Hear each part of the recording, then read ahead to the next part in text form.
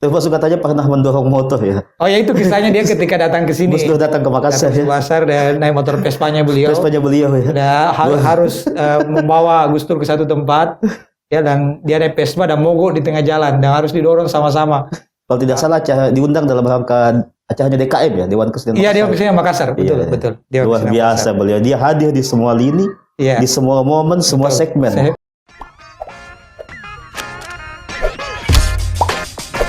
Welcome to Renaissance. Assalamualaikum Sobat Renaissance.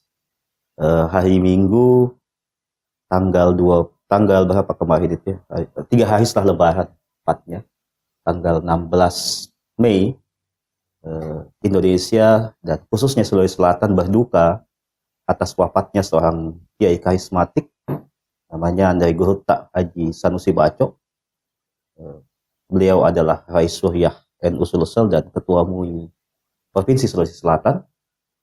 Beliau juga adalah salah seorang karib dari Kiai Haji Abdurrahman Wahid atau Gus Dur. Pada kesempatan kali ini kita akan membincang ya semacam in memoriam beliau, kesan-kesan dari salah satu santri beliau, namanya Bang Samsul Rijal, Dr. Samsul Rijal. Saya biasa memanggilnya Bang Ijal karena beliau senior saya. Mana kabar Bang Ijal? Alhamdulillah, baik-baik saja Pak Dr. Sabara ya. Ini kami juga sangat berduka cita atas wafatnya Pak Kiai atau Andai Gurutta Haji Sanusi Baco. Saya kira seluruh rakyat khususnya Sulawesi Selatan ya, berduka atas kehilangannya salah seorang ulama kita. Beliau adalah sosok pemersatu. Betul. Dia bukan hanya milik NU, tapi milik semuanya. Iya, betul. Nah, ini yang perlu juga sedikit diceritakan ini mengenai beliau dan ketokohan beliau. Abang Ijal sebagai santrinya kan paling tidak sedikit tahulah siapa sih beliau ini. Iya. Ya baik, makasih banyak Pak Dr. Sabaraya dan para pendengar Renaissance, Sobat Renaissance. Sobat Renaissance. Baik, Assalamualaikum warahmatullahi wabarakatuh. Alhamdulillah. Alhamdulillahillazi arsala rasulana bil huda wa dinil haq. Asyhadu an la ilaha illallah wahdahu la syarika lahu wa asyhadu anna Muhammadan abduhu wa rasuluh. Allahumma shalli wa sallim wa barik ala Muhammad wa ala alihi washabihi wasallam. Ya, saya kira seperti yang tadi disampaikan oleh Pak Sabara bahwa baru-baru saja kita ini kehilangan salah satu sosok ulama yang milik semua kalangan, saya kira, milik semua umat, bahkan bukan hanya dalam lingkungan Islam, tapi juga saya kira sahabat-sahabat kita dari agama lain juga berduka dengan kepergian beliau. Dan itu juga terbukti dari beberapa atau banyaknya pelayat dari kalangan agama di luar Islam, tokoh-tokoh yang datang untuk memberikan penghormatan terakhir kepada beliau dan juga merasakan kesedihan ya. Dan juga saya di WA itu mendapat banyak kiriman dari teman-teman yang di luar yang tidak sempat datang ke sini, Sulawesi Selatan, dari berbagai organisasi keagamaan. Ya, salah satunya itu dari kawan kita dari Ahmadiyah misalnya juga ya. Itu juga mengirim perasaan duka cita yang sangat mendalam, dan dia menyampaikan bahwa kami juga ini pernah berkunjung ke beliau dan diterima dengan baik oleh Pak Kiai. Bahkan beliau itu mengirim foto-fotonya ya, bagaimana beliau berangkulan dengan Pak Kiai dan seterusnya. Dan saya kira juga terhadap agama lain seperti itu. Dari ada testimoni salah satu mantan aktivis PMKRI juga menyebutkan itu. Ya, jadi bagaimana dia dulu dibesuk sama Pak Kiai Sanusi ketika sakit, ya. Pada saat itu kebetulan dia sakit dengan sama-sama dengan anak PMI, satu kamar PMI, lalu dia dijenguk juga dan didoakan, bahkan dibayarkan uang rumah sakitnya. Pada saat keluar dia mau membayar, ternyata sudah dibayar oleh Pak Kiai Sanusi Baco LC. PMK itu pas satuan mahasiswa Katolik ya? Ini dari teman-teman PMKRI. Ya. Saya kira itu salah satu bukti bahwa Pak Kiai ini adalah, saya dulu sering menyebutnya Pak Kiai. Kalau dulu Bilasin disebut Pak Kiai. Belakangan baru ada istilah Andai Gurutta. Iya, nanti tahun 2000-an. Iya, Andai Gurutta Kiai Haji Sanusi Baco LC. Nah, Pak Kiai ini menurut saya adalah salah satu ulama yang betul-betul bisa diterima oleh semua kalangan. Ya, bukan hanya di dalam konteks Islam, kelompok Islam yang berbeda-beda, tetapi juga dari agama-agama lain dari luar, dari Kristen, Hindu dan seterusnya gitu. Ini dari buktinya ketika beliau wafat, orang semua berdatangan dari segala macam kalangan. Iya, iya. Saya lihat tumpah ruah juga Iya. di rumahnya maupun di Masjid Raya. Masjid Raya, ya Masjid Raya, dan saat pengantaran ke Kubur. kuburannya itu juga seperti itu. Itu saya kira yang bisa kita lihat secara awal ya dari beliau. Nah, kalau sebenarnya ya banyak sekali mungkin orang yang lebih senior dari saya yang jauh lebih dekat dengan Ya. Pak Kiai, tentu saja ya banyak. Saya ini hanya bagian kecil saja yang kebetulan juga dulu itu tertarik masuk di pesantren karena gara-gara nama Pak Kiai gitu. Oh iya, ya. Abang Ijal kan santri sekaligus Iya. mahasiswanya dulu Mahasiswa. ya. Iya, iya. Jadi saya diajar langsung oleh beliau maupun tidak langsung ya. Kalau diajar langsung itu di pesantren meskipun tidak rutin karena sejak waktu saya di pesantren saja tahun 1989 Iya. sekitar itu Di Pondok Madinah. di ya? Pondok Madinah, beliau sudah menduduki beberapa jabatan di organisasi, termasuk di MUI, di NU, sudah ketua semua pada saat itu. Mengajar di IAIN waktu itu ya, Iya. dan itu membuat tentu saja waktunya terbagi-bagi untuk Ya, berbagai iya. aktivitas itu, sehingga untuk di pesantren tidak menjadi salah satu kiai yang mengajar kami secara rutin Rutin, untuk ya, ya, pengajian kitab, tetapi sekali-sekali datang. Bahkan pengajian umum Pengajian gitu. pengajian umum ya, atau pada saat ada acara-acara tertentu beliau datang membawa tauziah. Adapun pengajian kitab itu ya mungkin 1 kali 1 bulan beliau datang memberikan pengajian dengan kitab yang tidak satu aja ya, berubah-ubah. Kalau tidak salah pernah beliau membawakan kitab Safinatun Najah, pernah tafsir Jalalain, pernah hadis Riyadhus Shalihin dan seterusnya. Tapi yang meskipun beliau jarang datang tapi selalu ditunggu Iya, iya, oleh iya, iya. para santri karena memang memikat ya. Jadi harismanya terasa sekali menguar di tengah-tengah kita itu ketika beliau hadir. Padahal waktu itu kan dia masih belum sepuh ya, baru usia 50-an tahun sudah Ya, keluar karismanya ya. Iya 89 itu Iya, berarti dia 52 tahun. Iya, kan meninggal 84 ya Iya. sekarang ini. Ya sekitar itu usianya, tapi tampilannya itu saya lihat sudah seperti yang kita lihat atau saksikan akhir-akhir ini ketika beliau sudah usia sepuh. Iya, Ya, jadi tenang ya. Yang saya kalau membayangkan Pak Kiai itu datang dalam satu forum, saya membayangkan dia ketika datang itu jangankan mau berbuat hal-hal yang merusak, hal-hal yang terlihat terhadap angin saja sepertinya beliau itu menyimak dengan pelan-pelan gitu. Iya, ya, tenang ya. Tenang membuat- sekali ya naik ke mimbar, dan cara menyampaikan baik dalam pengajian Iya. maupun tausiah kalau Retorikanya itu tenang. tenang, mengalir, tetapi tetap diselingi dengan jok yang menurut saya cerdas ya, Iya, iya, ya, betul. dan tidak berlebihan. Saya beberapa Iya. kali mendengar tausiah. Ya, jadi tidak kehilangan substansi dari apa yang ingin disampaikan, tetapi juga bisa menyegarkan suasana sehingga Iya. kita tetap tertarik untuk Iya. mengikuti apa yang disampaikan oleh beliau. Nah, termasuk dalam pengajian seperti Iya, itu. iya, iya. Jadi dalam pengajian itu kita seperti diayomi oleh seorang bapak, ya, Iya, iya, seorang guru yang sekaligus bertindak sebagai bapak kepada anak-anaknya, sehingga kita merasa nyaman sekali ketika beliau memberikan pengajian. Dan tentu saja seperti yang saya sampaikan tadi, harisma auranya itu yang menguar sehingga terasa sekali kita merasakan barakana. Oh ya, berkah ya. Berkah, Ya, ya, ya. berkah. Makanya setiap habis pengajian beliau itu pasti kita rebutan untuk Cium tangan. cium tangan. Karena terasa sekali kita ini penting untuk mencari berkah dari beliau. Karena bagi kita ini orang-orang pesantren bukan sekedar ilmu itu diperoleh secara materi ya, bahwa Iya. kita dapat A sampai Z ilmunya, tetapi juga yang paling penting adalah Barakahnya. apakah ada barakahnya di Barakahnya, dalam barakahnya. setiap kata-kata yang disampaikan oleh Pak Kiai itu dan sampai kepada kita. Kalau hanya sekedar material ilmunya saja tapi barakahnya Ya. dalam ilmu itu tidak sampai, Itu kering. itu kering yang rasanya. Ya, saya juga beberapa kali mengikuti tausiah beliau dan ya beliau sering ada hal yang berulang-ulang, tapi tetap aja tidak.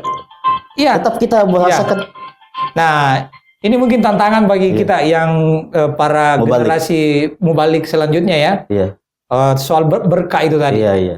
Karena beliau tidak pernah kita merasa garing Meskipun dia sudah Meskipun ya berulang-ulang. ada beberapa materinya itu sudah diulangi beberapa kali. Termasuk joknya yang Joknya yang berulang-ulang, kita berulang. tetap ketawa gitu. Tapi kita ketawa dan tetap kita menyimak dengan hikmat. Iya. Karena memang terasa ada hal yang berberkah di situ yang Iya. mengalir. Ya mungkin inilah yang disebut kalau berasal dari hati, nyampainya juga ke hati kan kira-kira Iya, begitu. iya. Nah ada satu yang pengalaman menarik saya Pak Dr. Sabara, yang saya kira ini kisah saya dulu waktu masih santri ya. Ketika itu kami kebetulan saya menjadi pengurus, istilahnya kalau di pesantren saya itu OSPOM, Organisasi Santri Pesantren Pondok Madinah, OSIS lah ya. Iya, OSIS ya. OSIS kalau di SMA. Nah kebetulan saya waktu itu dipercaya jadi ketua sama teman-teman, lalu mengurus satu kegiatan. Saya lupa persis kegiatannya, tapi kalau tidak salah ingat itu adalah latihan dasar kepemimpinan. Nah saya ke rumah beliau untuk meminta wejangan tentu saja, dan juga meminta kesediaan waktunya untuk datang di acara itu. Meskipun dan banyak yang sebelumnya bilang kan, termasuk senior-senior bilang ya coba saja, tapi ya kita belum pasti kan karena beliau sibuk sekali. Ya benar. Nah ini kan acara kita hanya acara anak-anak lah. Iya. Anak-anak SMA aja yang punya acara ini gawean. Saya ke sana lah ke beliau menghadap. Ya seperti yang mungkin juga saya sudah tulis itu, beliau menghadapi kami itu sama hormatnya dengan menghadapi kalau orang-orang besar yang datang, gitu ya. Jadi anak-anak yang datang. Anak-anak yang datang, saya masih SMA waktu itu. Jadi ya siapa sih saya ini? Iya benar, waktu itu siapa beliau? Siapa beliau dan siapa saya yang sangat jauh sekali jaraknya. Tetapi beliau misalnya menyuguhkan makanan ke kami, mempersilahkan untuk makan, lalu bertanya apa? Jadi kami menjelaskan kami dari sini, dia tekun menyimak, kami selesai bicara lalu memberi masukan-masukan apa yang perlu dilakukan kalau latihan kepemimpinan misalnya kan. Setelah itu kami minta, apakah Bapak punya kesediaan waktu? Nah, sambil tidak punya harapan yang besar sekedar bisa, kalau ada alhamdulillah, kalau tidak ada juga kami memang sudah siap. Ternyata tidak, beliau langsung pergi minta salah satu anaknya untuk ambil kalender. Coba diambilkan kalender. Saya lihat di kalendernya itu memang sudah banyak jadwal kan. Tapi ada beberapa di situ yang kosong, lalu dia tunjuk, bisakah acara anak-anakku ini dilakukan pada hari ini? Tanya. Ya kan kami ikut karena memang kami kami bisa. Ya, insya Allah kami akan hadir. Jadi kami merasa loh, ini kami sebenarnya acara yang luar biasa ya. Acara menurut saya acara kami ini tidak penting. Tidak penting ya, maksudnya anak LDK, SMA di tengah kesibukan beliau ini, tapi tetap saja Pak Kiai itu meluangkan waktunya dan pada hari hanya itu datang untuk memberikan materi sekaligus semacam ceramah umum kita ya. Kebanggaan dan kemuliaan. Iya betul. Pada kegiatan-kegiatan kita, dan itu berlanjut Pak Sabara. Dalam masa-masa saya menjadi mahasiswa, kegiatan kecil-kecil itu beliau datang kepada kita. Jadi ini yang saya kira menunjukkan bahwa beliau menempuh jalur dakwah itu sebagai pilihan pengabdiannya kepada umat. Jadi bukan bagian dari cara beliau untuk misalnya menambah pundi-pundinya. Jadi bukan profesi tapi dedikasi. Persis. Jadi itu adalah dedikasi beliau, bagian dari mengabdi kepada umat dengan memilih jalur dakwah. Saya mengibaratkan ini kalau mengutip Ibnu Athaillah kan ada dua orang yang berilmu itu pilihannya. Bisa memilih untuk bersunyi-sunyi di kamar, menulis ilmunya lewat buku-buku, tapi bisa juga turun ke masyarakat, membumi di masyarakat, bergaul dengan masyarakat. Nah, Pak Kiai ini memilih untuk menjadi bagian dari masyarakat. Jadi dia istilahnya itu tidak memilih berumah di atas angin atau menara gading, tapi dia mencoba berbaur dengan masyarakat lewat jalur dakwah. Nah, karena itu Pak Kiai kalau diundang sama orang kaya atau pejabat dia datang. Tapi kalau diundang oleh rakyat jelata, dia juga datang, gitu. Yang penting ada waktunya. Ada waktunya, itu. Kalau dia dipanggil oleh orang untuk ceramah di hotel, dia datang kalau ada waktunya. Tapi kalau dipanggil juga di lorong-lorong, dia tetap datang kalau ada waktunya. Kan di lorong. Rumahnya di lorong kan. Iya, mobil pun susah masuk kan di rumahnya. Susah masuk, gitu. Dan kalau kita tahu lah ya, di tempat beliau itu kan dulu terkenal, mungkin juga sampai sekarang bahwa ini daerah yang Texas lah gitu, kira-kira Kelapa Tiga. Tapi beliau selalu bercerita bahwa tempat saya ini masih dilihat sebagai simbol moral oleh orang-orang di sekitar kami gitu. Sehingga kalau katanya perang itu yang di sebelah sana, nyampainya itu pas di tempatnya Pak Kiai, rumahnya pas situ. yang dari sana juga pas di sini. Iya. Jadi tidak saling menyeberang Ah, gitu. iya, iya. Karena menjaga ada rumah Pak Kiai yang tidak boleh kita lewati meskipun dalam suasana perang antara Iya. kelompok misalnya. Tapi tetap gitu kan. beliau sebagai dilihat ya. Dilihat, ya disitulah beliau mengatakan bahwa pada dasarnya tidak ada itu pergeseran moral. Iya. Ya, jadi moral tetap, orang tetap melihat yang baik itu baik. Iya, iya. Yang bergeser itu hanya orang dari moral tersebut. Oh, Jadi kita oke. yang bergeser dari moral itu. Bukan moralnya yang bergeser menurut Pak Kiai. Itu istilah yang menarik yang Iya, iya, iya, iya, yang iya. dia sampaikan. Jadi tergantung positioning kita ya, ya. positioning kita. Jadi bukan karena moralnya yang tadinya baik lalu berubah menjadi buruk. Iya. Tetap yang baik itu tetap baik. Orangnya aja yang bergeser. Orangnya bergeser dari moral yang baik itu tadi. Iya, iya, iya. Begitu. Nah itu saya kira pandangan beliau yang juga sampai sekarang itu selalu saya ingat. Dan ya tentu banyak hal yang menjadi kesan-kesannya yang selama menjadi santri kemudian menjadi mahasiswa lalu kemudian jadi aktivis LSM. Jadi dia punya perhatian besar terhadap semua itu. Semua kalangan Semua ya. kalangan. Jadi dulu waktu kami LSM juga membuat acara tentang pemberdayaan pesantren apa begitu ya soal bagaimana hak asasi dengan Islam. Beliau kami undang. Nah, materi tentang hak asasi dalam perspektif Islam. Beliau bicara dan itu menarik sekali. Saya kira itu juga teman-teman hasil notulensinya itu sudah disebar di media sosial.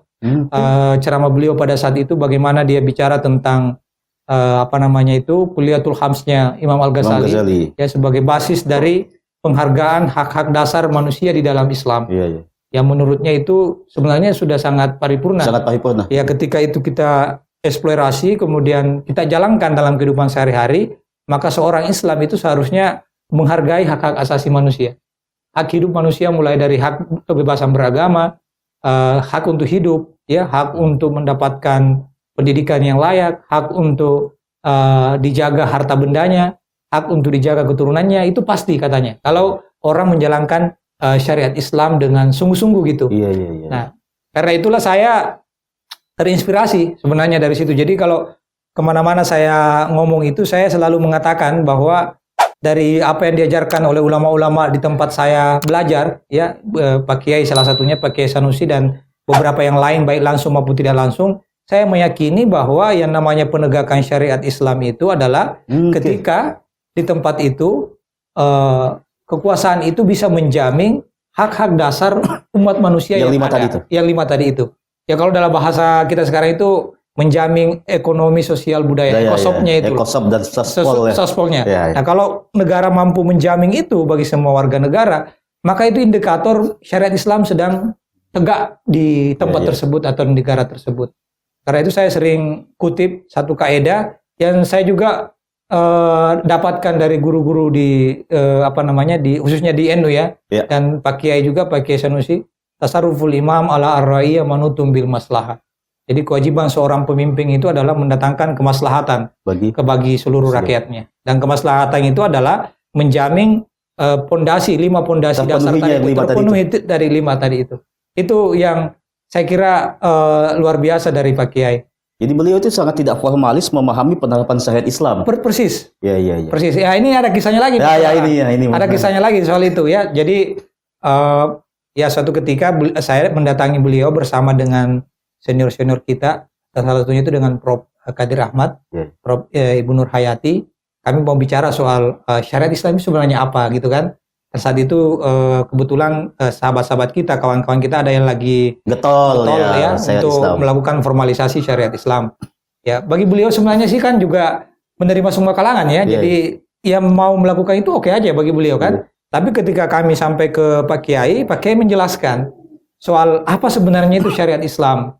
Jadi dia mulai dengan satu cerita yang menarik, kisah bahwa pada dasarnya kalau kita ingin lihat itu orang di Sulawesi Selatan itu sejak dari dulu sudah menegakkan syariat Islam. Iya. Nah contohnya itu begini katanya. Dulu itu kalau orang mendirikan rumah, masih rumah panggung waktu itu. Iya. Biasanya kalau kita lihat di rumah-rumah Bugis dan juga termasuk di kampung saya. Iya. Ya ini Bugis Makassar kan di kampung saya. Itu pasti 2 tangganya. Jadi ada tangga di depan, ada tangga di belakang. Di dapur itu. Iya. Apa itu maksudnya, Nak? Nah, dia bilang, Anda ingat pasti tahu bahwa ada hadis Nabi, layu minu alukum hatta yukrim lidaifi. Iya deh. Lidaifihi. Jadi tidak beriman di antara kalian sampai dia menghargai tamunya. Iya. Nah, orang Bugis itu sangat menghargai tamu. Jadi kalau ada tamu yang datang, tidak ada orang Bugis Makassar yang merasa hatinya enak kalau tidak menyuguhkan apa saja, meskipun hanya sekedarnya, yang penting ada. Meskipun hanya sekedar teh atau kopi gitu. Nah, kadang-kadang katanya ada satu rumah yang datang tamunya, kebetulan tidak ada kopinya atau tidak ada gulanya. Maka tangga di belakang itu adalah tempat dia turun untuk ke seberang ke tetangganya yang lain meminta, "Engkau cedek kopi tak kapang atau ada gula tak mungkin sedikit, kebetulan ada tamuku, saya mau suguhkan." Tetangganya kasih dia. Jadi tangga belakang itu adalah tempat dia untuk meminta bantuan tetangganya gitu. Ya, jadi tanpa diketahui tamunya. Tanpa diketahui tamunya. Iya, Gitu kan? iya. Karena kan tidak enak kan.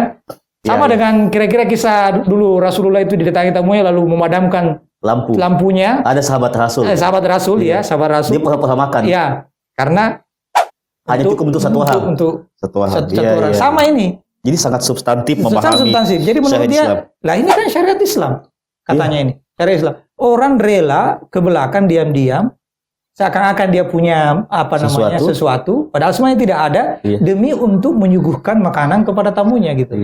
Itu ajaran beliau yang sangat membekas di dalam hati saya, dan lalu dia melanjutkan, itulah yang disebut dengan hikmatut tasyri'. Hikmatut tasyri'. Jadi semua syariat itu sebenarnya katanya, ajaran syariat itu tidak hanya semata-mata kita lihat pada teksnya, ya, apa yang menjadi hukumnya, ya, misalnya perintah tentang berbuat baik kepada orang lain misalnya. Tetapi hikmah di balik itu apa? Gitu. Nah, orang-orang Bugis ini katanya itu memahami sampai kepada tingkat hikmatut tasyri' itu. Aspek terdalam ya dari syariat. Itu katanya menjalankan syariat. Di sini saya semakin memahami tulisannya Bang Ijal ini. Iya. Nah, di sini nih. Kiai Haji Sanusi. Kiai yang membumi. Di belah Makassar. Iya. @kemenak.go.id. Jadi beliau membumi termasuk dalam memberikan penjelasan. Jadi contoh-contohnya bukan diambil dari negeri yang jauh, tapi dari sekitar kita. Iya. Ada yang menarik dari tulisannya Bang Ijal itu. Iya. Mengutip Ernest Gellner tentang beliau ini penanda ruang dan waktu. Gimana itu coba? Ya, jadi salah satu ciri khas ulama atau tokoh agama karismatik, ya, itu salah satunya itu mengerti fungsi tentang ruang dan waktu ini. Agama yang berfungsi untuk menandai ruang dan waktu. Artinya apa? Dalam seluruh segmen kehidupan masyarakat kita ini kan banyak sekali ritus-ritus yang dilakukan, ya. Mulai dari ritus kelahiran sampai siklus hidup, ya. Siklus hidup sampai mati. Nah, di situ harus agama selalu menandai itu. Ya, bentuknya macam-macam. Mungkin dalam tradisi kita itu adalah ada barasanji dalam setiap upacara-upacara. Itu menjadi penanda bahwa agama hadir di dalam semua itu. Tetapi tidak hanya itu. Pak Kiai ini menempatkan dirinya sebagai simbol untuk menunjukkan bahwa agama hadir dalam semua ruang-ruang waktu yang dilakukan oleh masyarakat itu.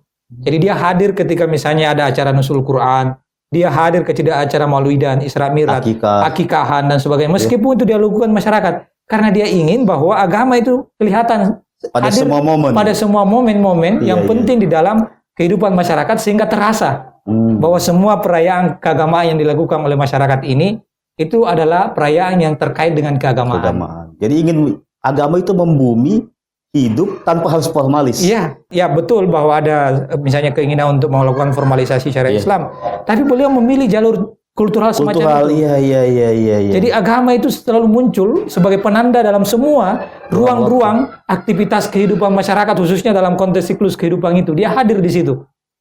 Dan adaptasi kulturalnya kan luar biasa. Luar biasa. Jadi soal bagaimana cara dia melaksanakan itu kan Pak Kiai ya mungkin tidak di situ dia mempermasalahkannya kan. Misalnya mungkin ada sebagian ustaz yang mempermasalahkan kalau akikah kok ada begini dan sebagainya. Bukan di situ, tapi yang jelas bahwa itu menunjukkan agama hadir di situ. Agama hadir di situ. Dan salah satunya itu adalah kehadiran sosok seorang kiai.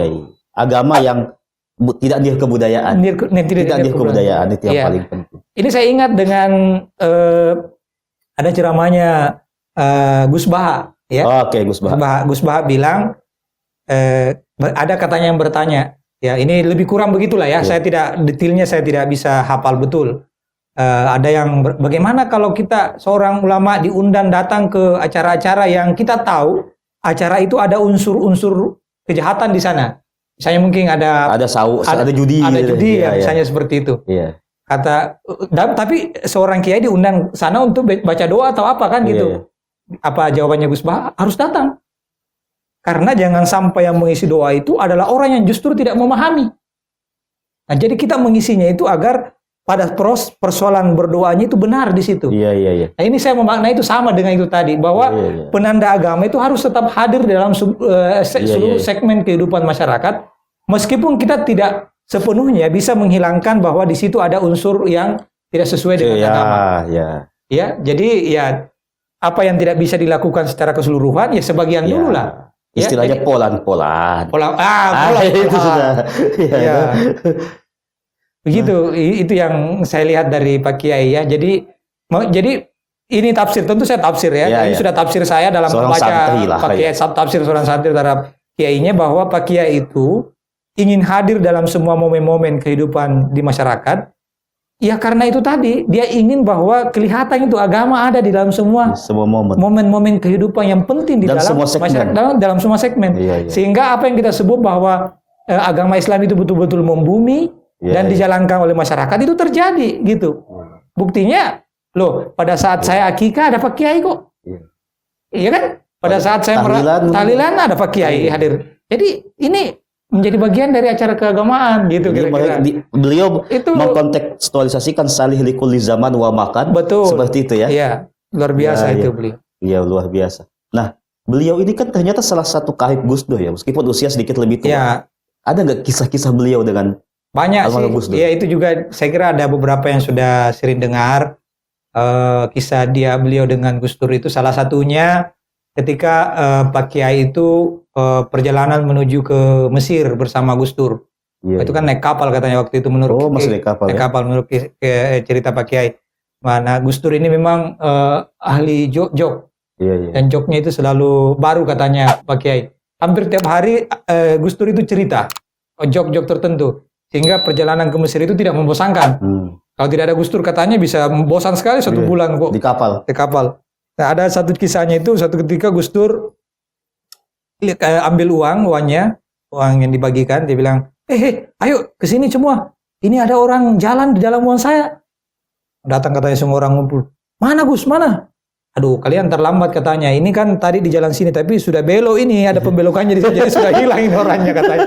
Itu cerita Gus Dur katanya kepada Pak Kiai gitu. Termasuk katanya pernah mendorong motor ya. Oh ya, itu kisahnya dia ketika datang ke sini. Gus Dur datang ke Makassar. Dan naik motor Vespanya beliau. Ya. Harus membawa Gus Dur ke satu tempat. Ya, dan dia naik Vespa dan mogok di tengah jalan dan harus didorong sama-sama. Kalau tidak salah diundang dalam rangka acaranya DKM ya, Dewan Kesenian Makassar. Iya, Dewan Kesenian Makassar. Betul. Luar biasa beliau. Dia hadir di semua lini, di semua momen, semua segmen.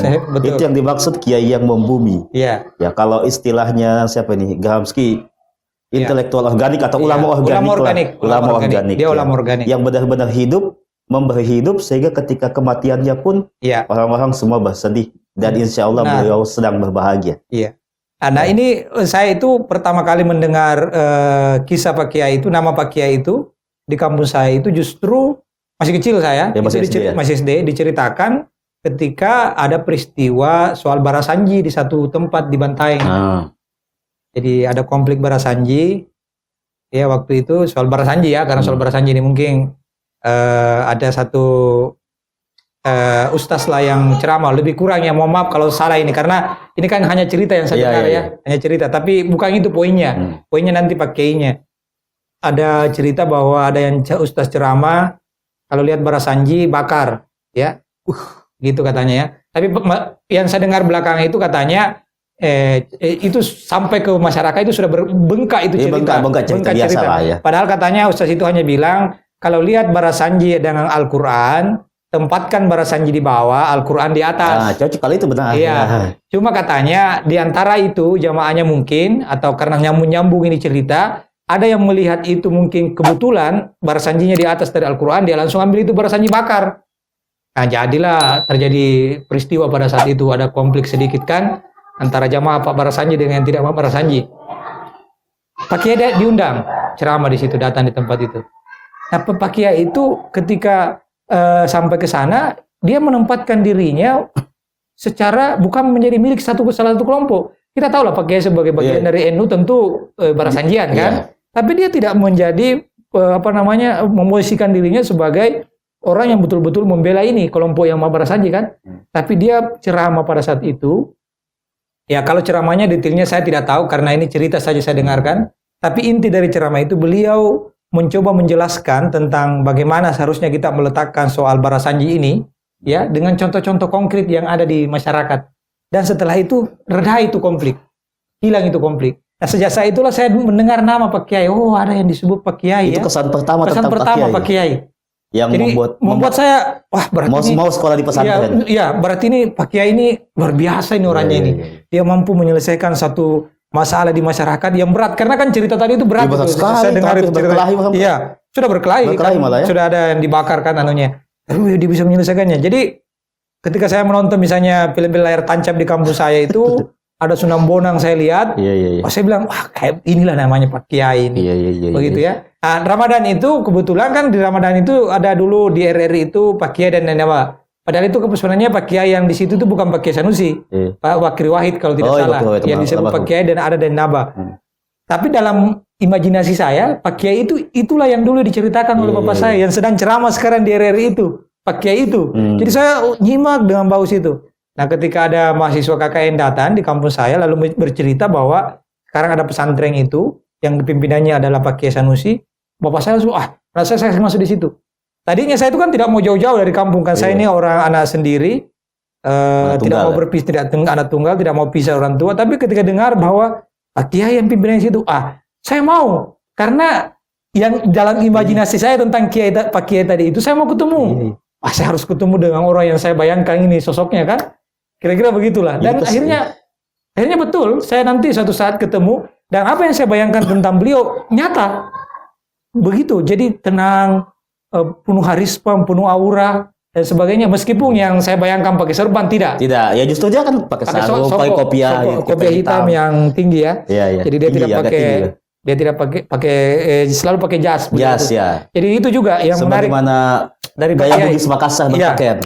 Jadi Pak Kiai itu selalu tampil rapi, sempurna dimanapun. Ya, jadi ceramah sudah pastikan kita juga ini kalau ceramah tampil. Tapi kadang-kadang kita kalau di rumah tidak tampil ini kan. Kalau ada tamu ya pakai baju kaos saja. Ya kaos. Kalau beliau tidak.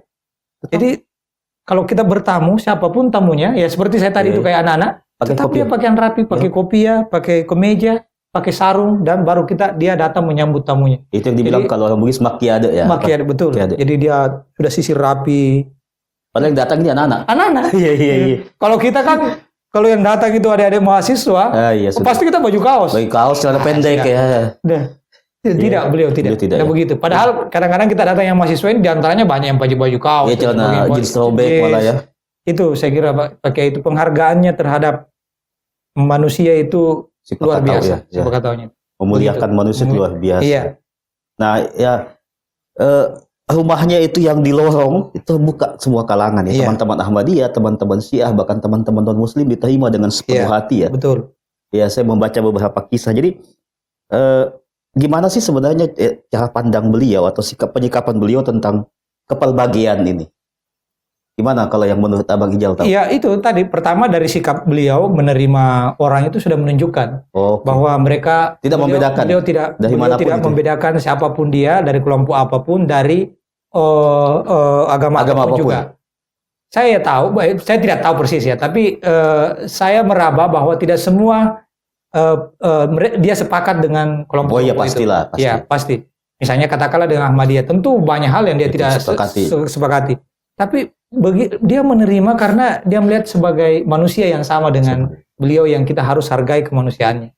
Itu yang saya lihat dari Pak Kiai. Dan tentu juga beliau itu bisa hadir di berbagai forum. Ya forum-forum yang menghadirkan berbagai agama. Misalnya di Gus Durian beliau sering diundang dan bersama-sama dengan para pendeta. Akrab beliau, tidak ada masalah apa-apa dengan tidak pernah membangun jarak maksud saya ya. Dengan relasinya tidak canggung dengan pendeta atau dengan siapapun tokoh-tokoh agama dari agama lain yang hadir di satu tempat gitu. Dia tidak merasa bahwa karena di agama lain saya harus membatasi jarak saya. Enggak ya. Enggak. Termasuk Tidak ada dengan yang mazhab seperti lain itu. juga tidak. Dengan mazhab lain tidak. Nah itulah saya kira mengapa ketika meninggal beliau ini saya kira seluruh mazhab itu hadir. Ya, Saya dapat seluruh postingan di Sekretariat PBI Jambi itu begitu mendengar malamnya tahlilan. Iya. Tahlilan khusus untuk beliau ya, dipimpin langsung oleh Ustadz Miftah. Iya. Jadi semua kalangan, semua mazhab, semua agama yang pernah bersentuhan langsung maupun tidak langsung dengan beliau Iya. pasti merasakan kehilangan. Betul. Ya, closing statement nih Bang Ijal tentang Iya. Pak Kiai, sosok Pak Kiai Guruta ini. Iya. Apa kira-kira yang Ya, pertama ya tentu saja kita masih mengharapkan akan muncul ulama yang seperti beliau nanti ke depannya iya. untuk melanjutkan estafet keulamaan khususnya di Sulawesi Selatan.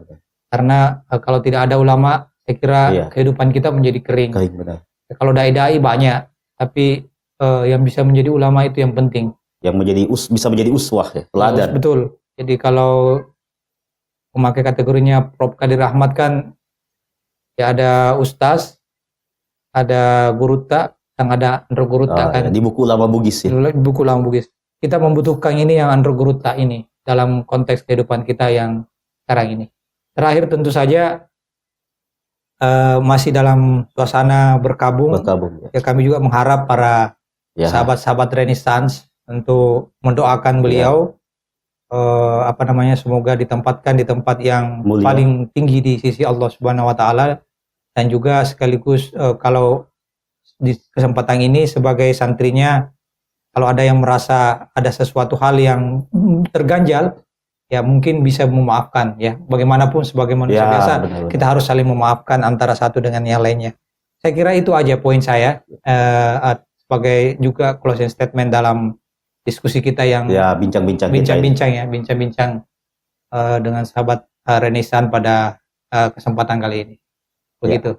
Ya, demikian sobat Renaissance. Terima kasih Bang Ijal. Jadi saya mengulangi apa yang dikatakan Bang Ijal, memohon kesediaan sedikit waktunya, tidak hanya membacakan surat Al-Fatihah. Ya, terakhir kita sama-sama baca surah Al-Fatihah. Guruta Kiai Haji Sanusi Bacok.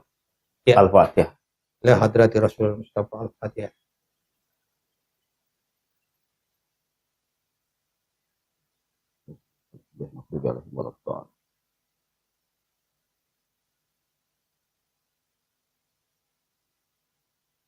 Terima kasih. Assalamualaikum warahmatullahi wabarakatuh. Terima kasih Bang Ijal.